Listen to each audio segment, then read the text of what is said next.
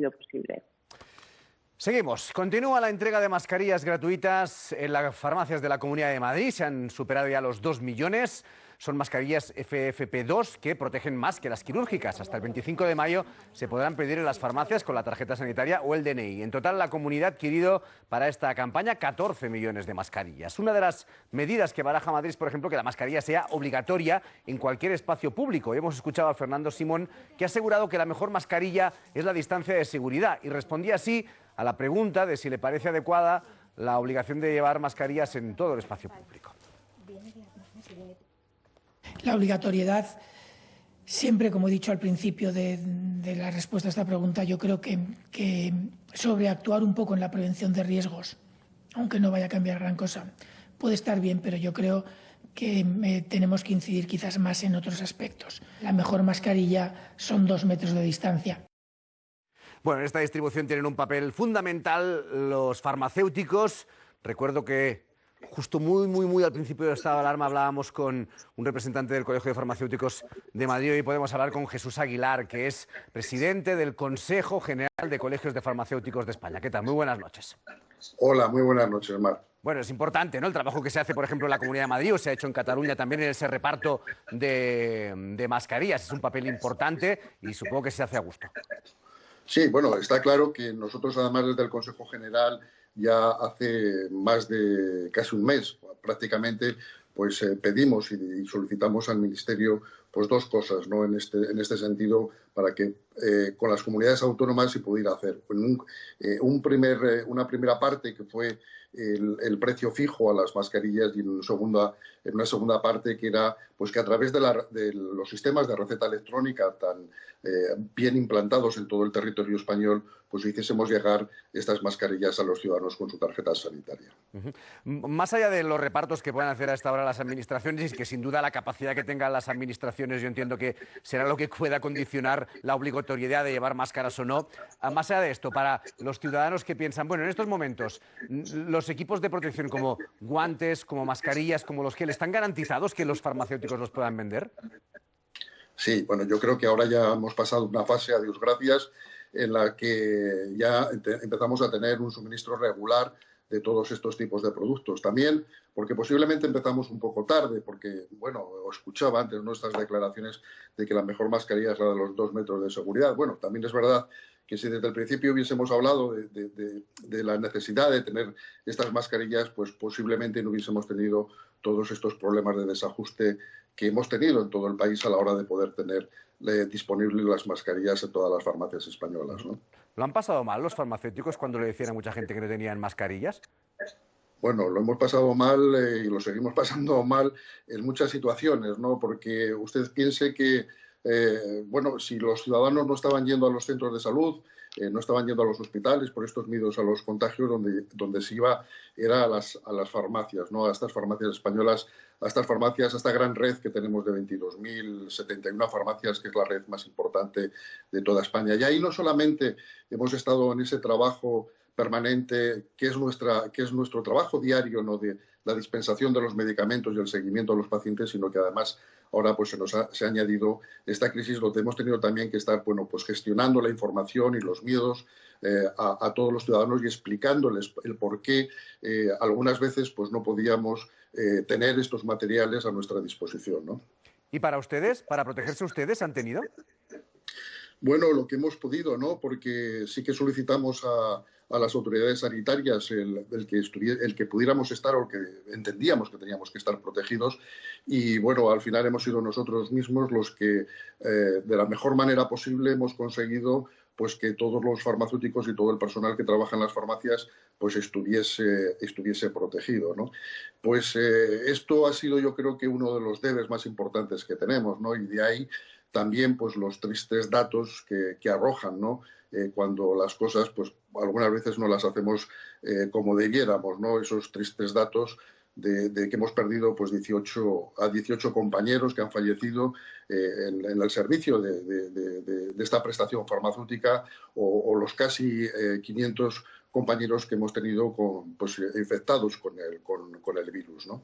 Porque le va a recordar que sí que tenemos muy claros, por ejemplo, ese 20%, ¿no?, que se calcula de sanitarios, de enfermeras, de enfermeros, de médicos, de gente que trabaja en los hospitales que se han visto afectados por la COVID, pero no sé si tenían este dato exactamente ustedes del sector farmacéutico.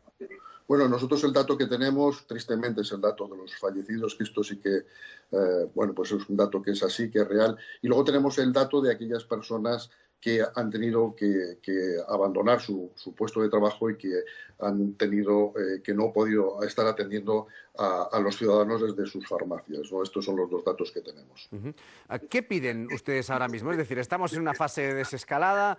Obviamente entramos todos en una fase posiblemente un poco más relajada, hemos pasado ese miedo, esa incertidumbre de las primeras semanas de estado de alarma y ahora exactamente los farmacéuticos para esta fase, ¿qué consideran que tienen que hacer en relación con el coronavirus?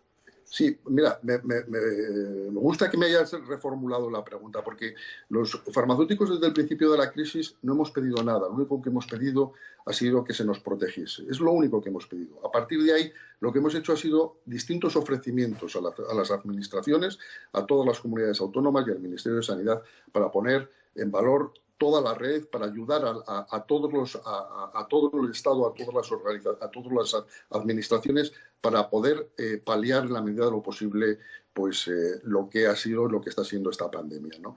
Con muchísimas medidas, ¿no? Con medidas como el poder hacer llegar los medicamentos a la población más vulnerable, que teníamos un serio problema, porque si las personas no podían moverse de casa y sobre todo las personas más vulnerables, esas personas tenían que seguir tomando sus medicamentos, ¿no? Porque tenían que seguir haciendo esos tratamientos.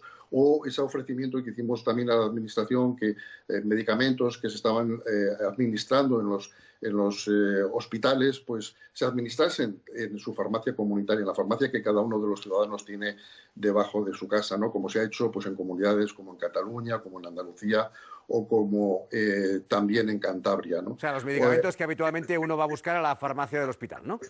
Efectivamente, ¿no? Esto ha sido una experiencia, yo creo que muy importante, que hemos hecho entre los farmacéuticos de los hospitales y los farmacéuticos comunitarios, y mañana además publicaremos unas encuestas en las que los propios ciudadanos pues entienden que este servicio, esta cercanía, esta accesibilidad del medicamento en sus oficinas de farmacia pues es lo que ha hecho que los ciudadanos no tengan que dejar ningún tipo de tratamiento y además en aquellos casos en los que se ha estado administrando de esta manera, pues hemos encontrado un apoyo total y completo por parte de los ciudadanos. No sé si sin que nadie se lo pidiera, porque no se lo ha pedido nadie.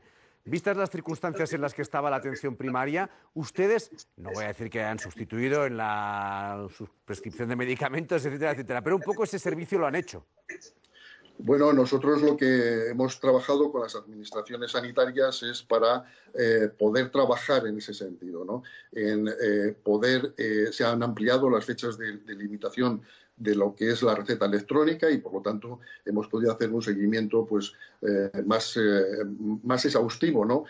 Para conseguir esa adherencia y ese seguimiento farmacoterapéutico en los pacientes.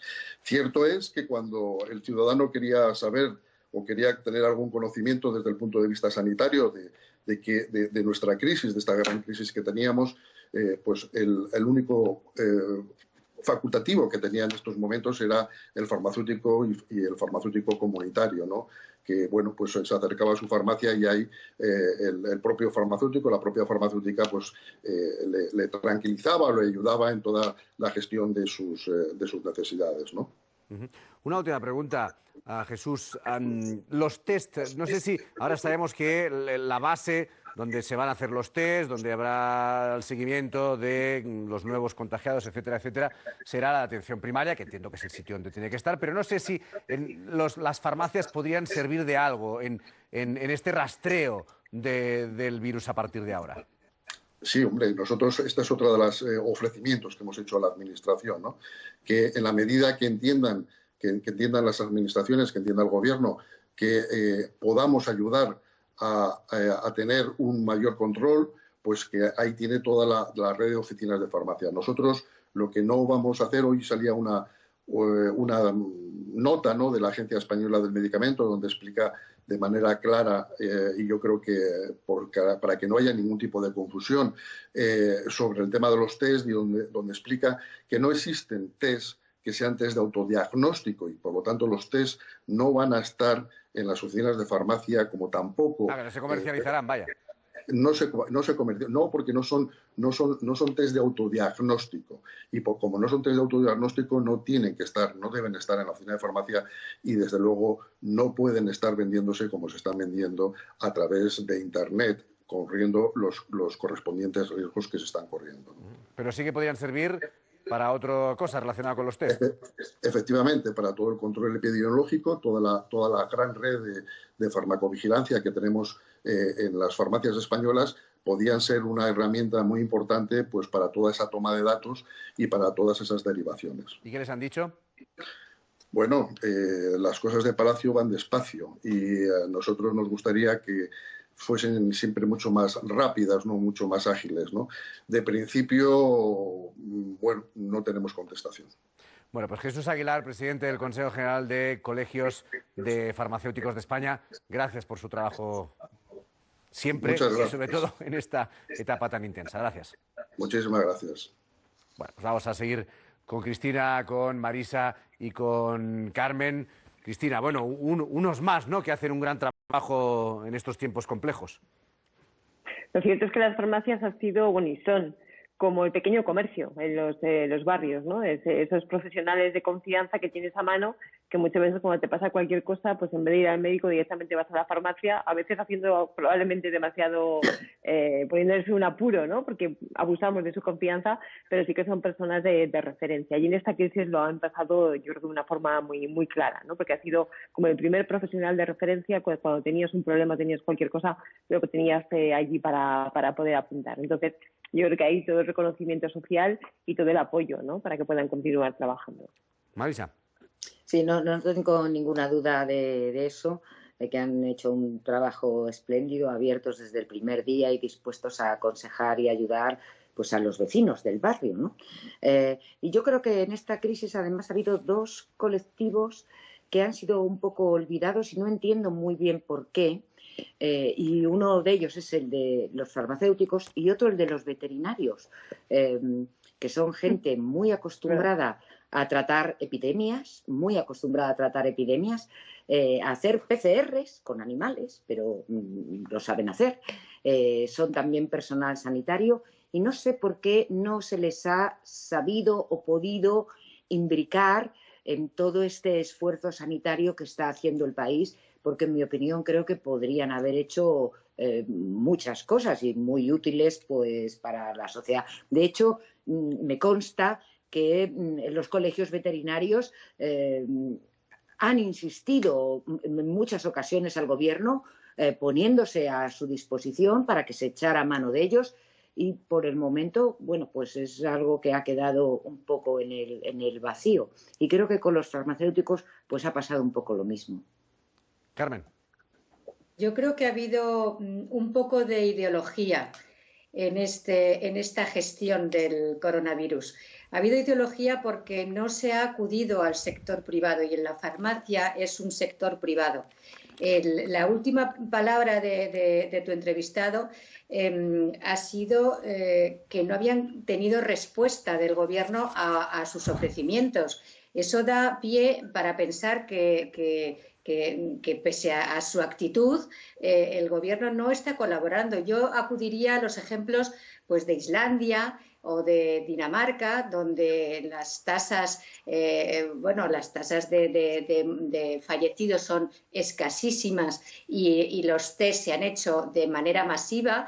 Allí ha habido una colaboración pública-privada especial y muy reconocida. Y en cambio aquí en España, todos los discursos, empezando por Errejón, que antes te has entrevistado, y siguiendo por el propio gobierno, todo el día se está ensalzando, como no podía ser menos, la sanidad pública, pero no se tiene en cuenta ni a la sanidad privada ni a los sectores privados.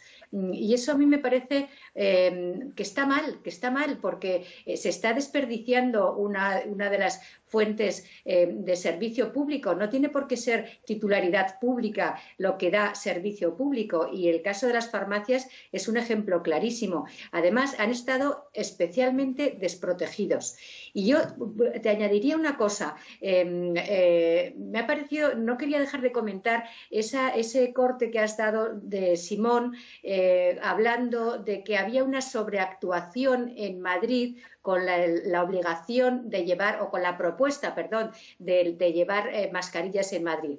Yo no sé si es mejor una cosa u otra, no soy capaz de decir que es mejor llevar mascarilla o no llevar mascarilla. Lo que sí veo muy claramente es que el Gobierno se opone a todo lo que dice la Comunidad de Madrid y al revés, y no tiene sentido que diga que no a las mascarillas ahora porque lo está diciendo Madrid, cuando resulta que fue el Gobierno el que distribuyó las mascarillas en las estaciones de metro cuando empezó la desescalada. Con lo cual, me parece que hay mucha ideología, como decía al principio, y la gestión está trufada de todos estos prejuicios que creo que nos perjudican a los ciudadanos. Es lo único que quería decir. Bueno, pues a Cristina, Marisa, Carmen, lo vamos a dejar aquí. Por cierto,